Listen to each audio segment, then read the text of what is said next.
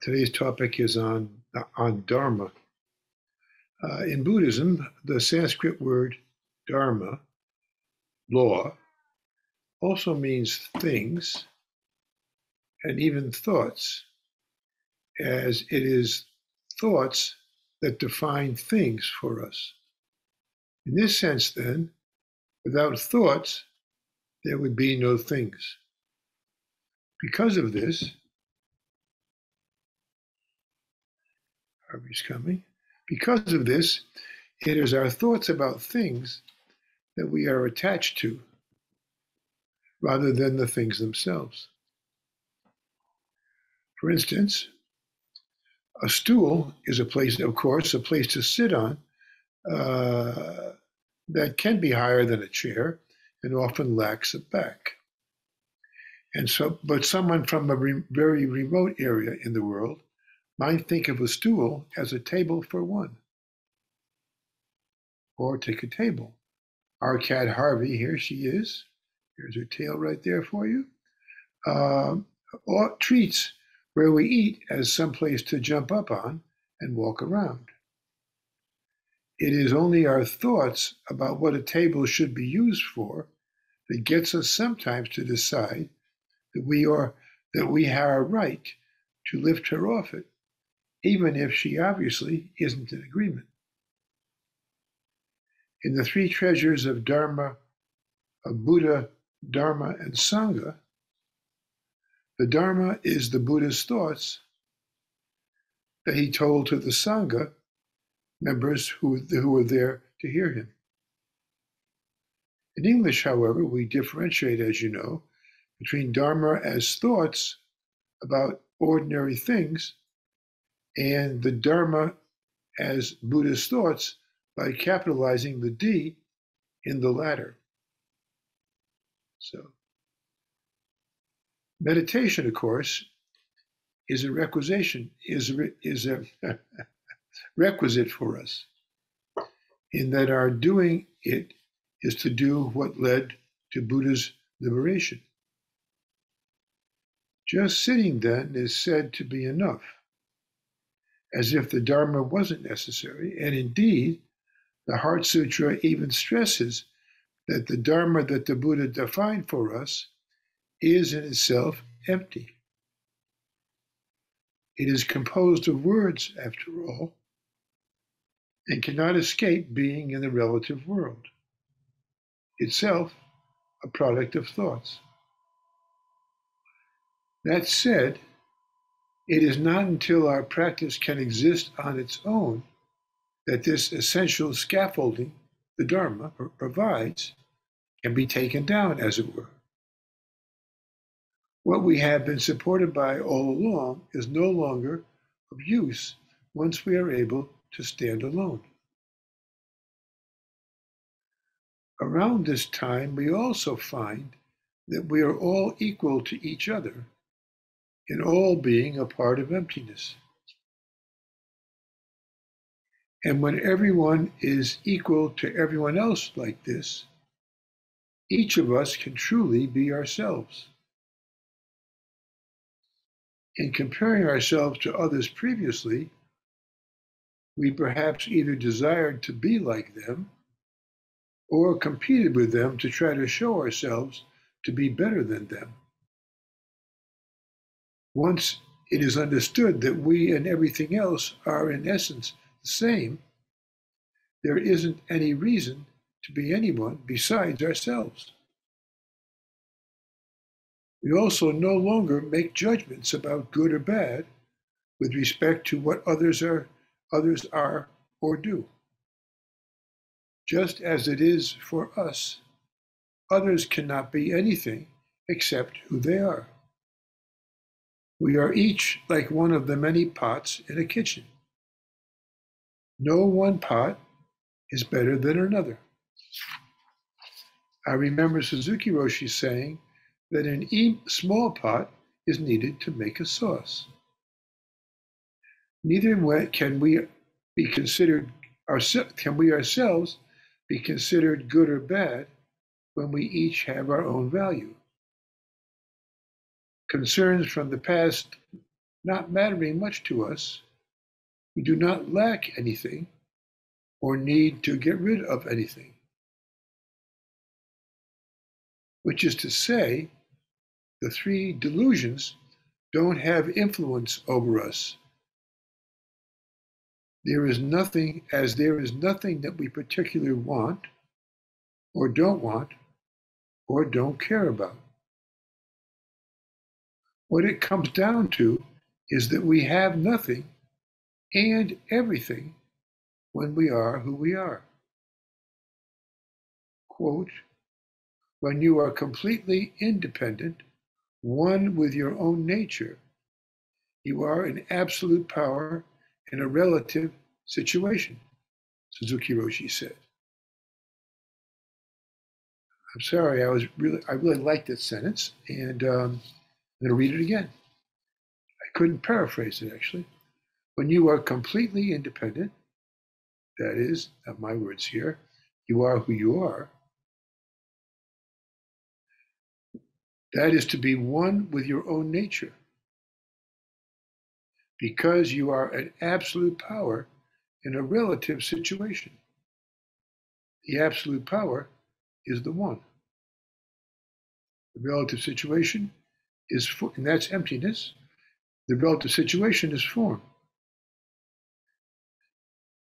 Suzuki Roshi said, this is a perfect definition of enlightenment. Yet it doesn't mean that we are self-satisfied. As to so be so would be to think we were good. We aren't trying to be self-sufficient either. Things that we don't have, others may. And what we have, others may not. And we can share what we have with each other. But for now, our currently being able to get the Dharma from so many sources does not make it less necessary for us to have someone to study with, however.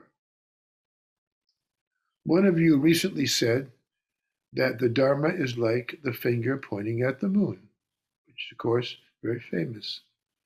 The moon stands for the Absolute, while the finger belongs to a person like all of us. If someone less confined by the clouds of self-generated delusion that keep us from experiencing the truth. In Zen, when people receive the precepts, which seem taken from the Noble Eightfold Path, they receive them from a person. And the Dharma transmission that can come later is not from the pages of a book, but from, quote, warm hand to warm hand, unquote. To sum up, while the Dharma is eventually experienced as not real, nothing is, not even the thoughts of Buddha. Yet being empty, and so one with everything, all things are of equal value. A stool has value as a stool. A table has value as a table. And each of us has value in being ourselves. It follows that the Dharma has value as the Dharma. And one day, some of you may be passing it on to others to encourage them to get on and stay on the Buddha's way. Well, Harvey appreciates it anyway. Thank you very much. She's purring away here. Purring away. Yes, there you go. I got a movie now, Harvey. Sorry. Doesn't want to move today. But I got to go close to Jane here.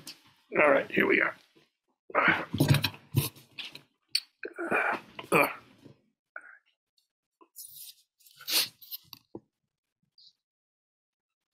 There you go. You can see Arvin over there in the corner there. Now with the mic there. Get myself focused on both of these. Here we go. All right. Okay, so any comments or questions? Anybody? Here or there?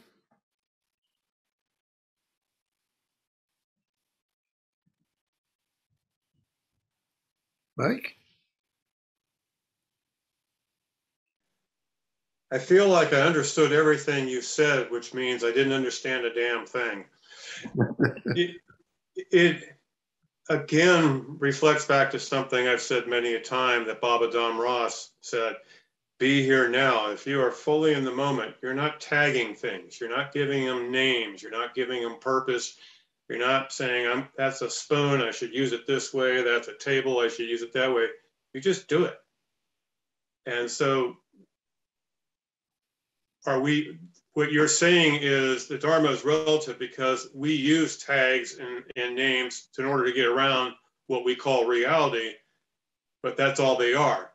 And we shouldn't get attached to them and saying, I want this or that, because that attachment is taking you away from being in the moment, so that it's even being attached to the Dharma is incorrect because you're attaching yourself to a concept and not just doing the thing. Is that even close to what you were saying? Of course. Yes, it is. Not exact. There's nothing wrong with what you said. That was all very good. Yeah.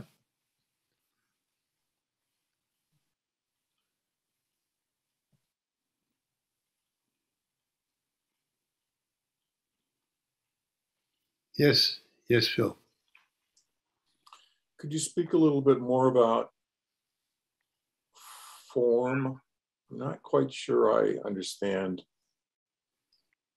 Sure. That notion. Yeah. Sure. As you hear, we always say form. Its opposite is emptiness. That's very simple. And emptiness can be seen in many ways, but anyway, it's beyond thought. What is the reality beyond thought, beyond words? That's enlightenment. Because sometimes it's said called emptiness, or it's sometimes called nothingness, which are a little bit misleading. Because actually, it's actually the exact world without humanizing it, you might say. But so anyway, form is just by chance. It happens to be the first is what the eye sees, and so they took that word to mean all the things in the world. But actually, form is just the things that can be seen. And you could also be saying smell or taste or touch. And what you hear, or sound, that's the last one. But all those are just, that's how we experience our ordinary life. But that is, without our knowing it actually, that is always defined, as it were, by words. So when we sit, what we do is we change the focus of our lives. Until then, our focus has been to, well, we have to use our mind all the time. It's beyond important. I mean, obviously, it's the whole shebang. And for us, that language is the same truth. But we sometimes can get lost in form because we make mistakes based upon our desire to take care of ourselves. Our egocentric nature, which you hear me talk about many times. And the reason I talk about it many times is that it's important to recognize this for people who haven't been in the practice for a very, very long time. Because you go beyond this, because as I happen to have mentioned already today, you go beyond want and not caring about it. And those are the things that kind of trap us. And they're all a part of form. Because it's the things that we think about things.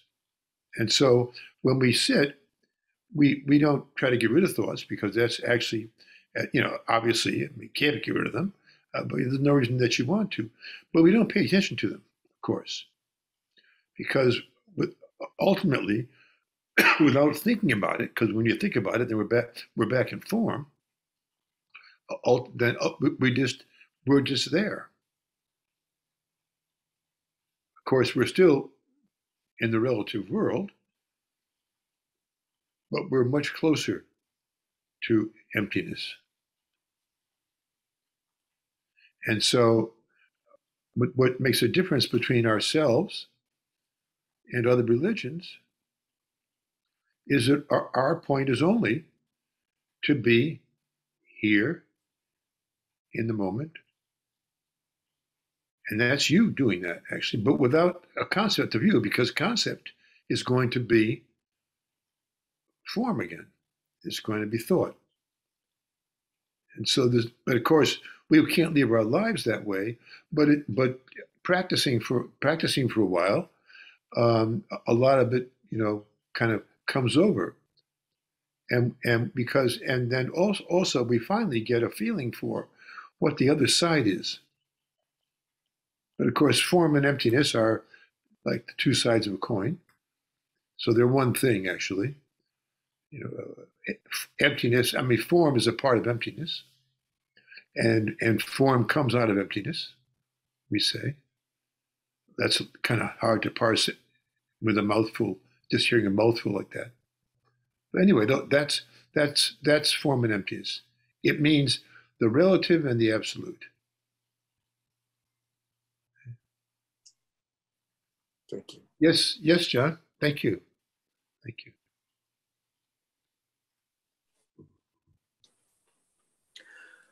So is form the world that we see through polluted eyes, and emptiness is the world we see without the delusion of self? It's empty self. Yes,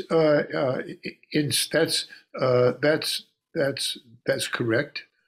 But of course, in this case, the emptiness is it's not exactly that, but that's one stage of that. So in addition to emptiness of, with regards to emptiness, yes, beyond being without self, what is the rest? You said there's more. What is that? So emptiness is the experience of interdependence, of everything being interdependent and being not filtered by our delusion of self. But you say there's beyond that. What is the beyond that? Well, there's two. Self is a little more complicated than it sounds at first, because there is self, and here I am talking to you. That's me, I guess. Although, once again, it's not so clear. But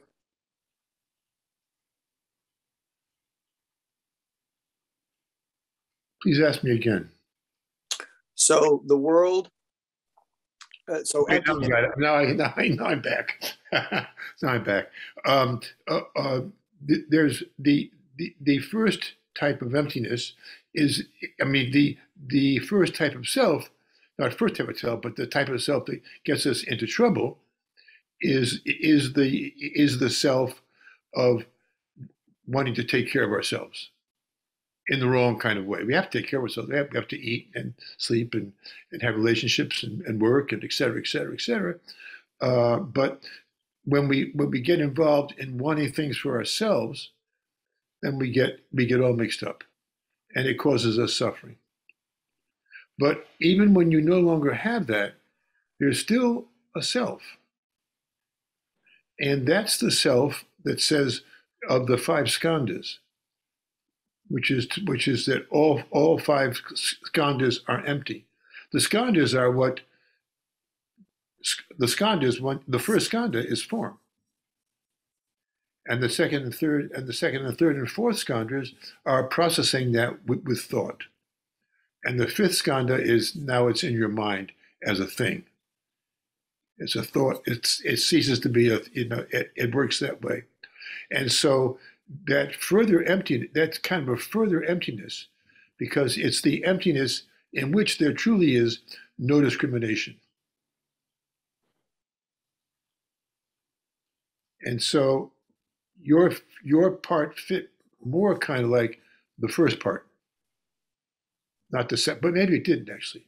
But anyway, yeah, we kind of separate in that way. It's all the self, but we can't get very far if we're if we are not. The enlightenment, of course, is actually, well, there's many ways of saying it. Suzuki Roshi said one today, which I liked so much. I'll read it a third time to you. When you are completely independent, that means independent of, you can, yeah, that is, as I said, which is to stand alone, not to be apart from others, but to stand alone. Then you are one with your own nature. I kind of explained that a little bit, but that's what happens when there's no longer anything between the inside and the outside. The outside is form, and the inside is emptiness, but it's without thought. And so in that instance, this is not my explanation, but explanation of others, many teachers explain this way, is that taken from all five skandhas are empty, it's the one that differentiate, perceive, and they discriminate, and they separate into ways we think, and we classify, all kinds of things take place, and then we're separate from the actual thing itself. And so therefore, when you have that experience, then inside and outside become the same. The form and the mind, actually, which is actually emptiness, become the same, because there's no discrimination that's taking place. You and the thing, you as the mind, the thing, the form, actually become one. And that experience is the one that Roshi said here is one with your own nature. Then in that case, you are in absolute power. Absolute, now this power is kind of a funny word here, but you do, because they said the absolute in a relative situation. And that seems to me to be a very good definition of what enlightenment is.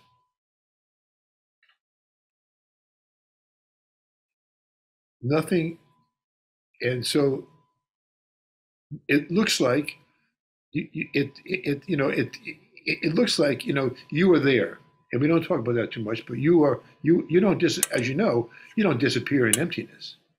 Emptiness isn't that, because the emptiness is your mind that is totally apart from discrimination. It's just there. And the relative world can only be actually observed in each moment. And therefore, that connection of each moment with the completely non-discriminating mind is actually when form and emptiness are one. Sorry, Peter, I got kicked off for a second, but I know I wonder it was kind of funny, because it was almost a kind of parable to what I was saying. All of a sudden, emptiness appeared to. So the one part I just want to clear up is the Heart Sutra and the skandhas being empty. Okay. So what's really being said here is that these senses also are part of emptiness, of interdependence, but that we are viewing them through deluded self, and that even these skandhas are part of emptiness and are part of the interdependence and are separate from form, and that only when we see that is when it makes any, that's when we start to see form and emptiness truly. Is that correct? Well, it can be seen in a little different way. Remember now, form is things. Okay, I mean things before we've discriminated. But things that also are not separate from emptiness, because everything is contained within. Exactly. It's just things that are diluted through our filter of ourself. Yes, that's right. That's right. Yeah, and so therefore, but when you're in the moment, and when you're in the moment, so when you're in the moment, and your mind is completely filled, your perception of it is completely filled by the moment, then form and emptiness become one. The relative, which is the form, things, and the absolute, they become one because of no discrimination. But it doesn't have to be selfish discrimination. So the concept of self itself is discrimination. So the fact that we are deluding that we are this one thing, that we are working only for ourselves, that is at its heart the biggest delusion of all, the delusion of the self. Well, yes, but it's particularly of the earlier variety of self, the one that is involved in getting what you want and throwing away what you don't want, getting involved in that. Not to put it into modern terms, but a little bit you can almost look at it like Freud did with the ego, superego, and the id, where the superego is almost, it would seem like the emptiness, and the id is like that, the self with just tons of delusion and everything else. Not that it matches up, but just it's complicated because you maybe could turn it around. You could say that the superego is discrimination, and the id is emptiness. But of course, that once again, Freud didn't exactly mean that, to say the least. Right. Okay. But because you, as you defined it just now, the id seems to be kind of delusional, actually. So I'm not quite sure about that. But thank you for the questions anyway. I saw a hand. Oh, there was one more hand up. No. Okay. I'll raise my hand. Yes. Okay. Okay. Hopefully they can hear me at home. Well, why don't you I can move a little turn closer. your camera on yourself? No. Okay.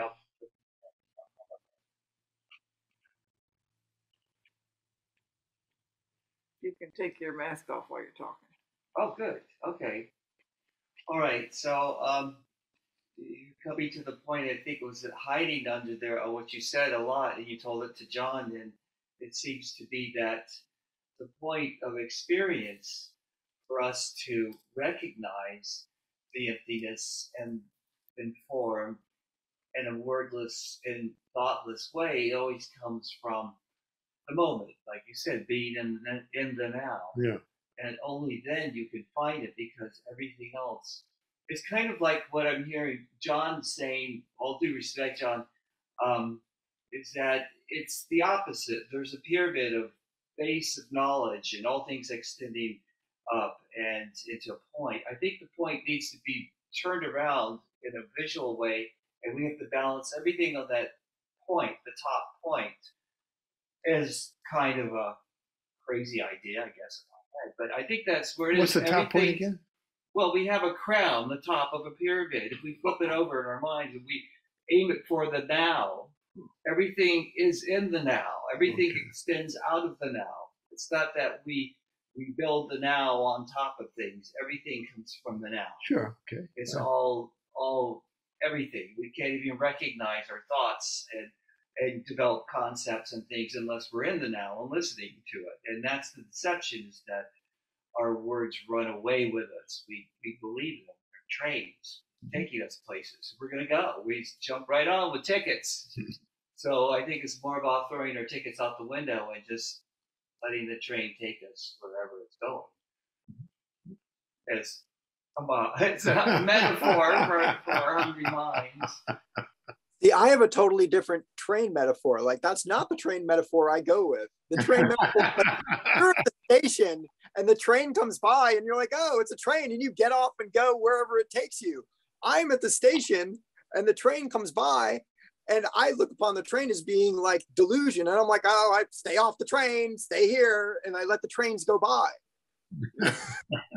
Yeah. Yes, it's amazing how many metaphors we could all have at once. Yeah. And still either be on the train or not on the train, even with them. We should go for a field trip on a train. Yeah. I want to hear what Jane has to say about it all, because I know that Jane, when we start to talk about form and emptiness, I see it all start to, not necessarily eye rolls, but we do get some reaction from Jane. I was not eye-rolling. want to hear what Jane has to say. Sure. Let's hear Jane. Well, my thought for all of it is that now is correct. You know, we are, but now is still a concept like the self is, and everything else is bound up with words is a concept. And so when we stop thinking our life, then we start just experiencing it. And that's where form and emptiness really stop being divided, because there is no form and there is no emptiness when we're not using language at all, when we're just experiencing our situation. So I think even now is a concept. And all of the other things following it, like ego and superego and all that, are just built up on top of self. And, you know, like dividing the tree further and further apart. But it's if you go down to the root and pull that up, and the root of it is all language, say, word, then maybe the lines from St. John where he said, in the beginning was the word. Yeah, so, and all things were made through whatever, like that. Right. So maybe he had it backwards. It may be backwards, I don't know. But anyway, I'd have to remember how it went. But I still think that the real problem for all of us is getting lost in words. And as soon as we get into words, we have concepts. And as soon as concepts, discrimination.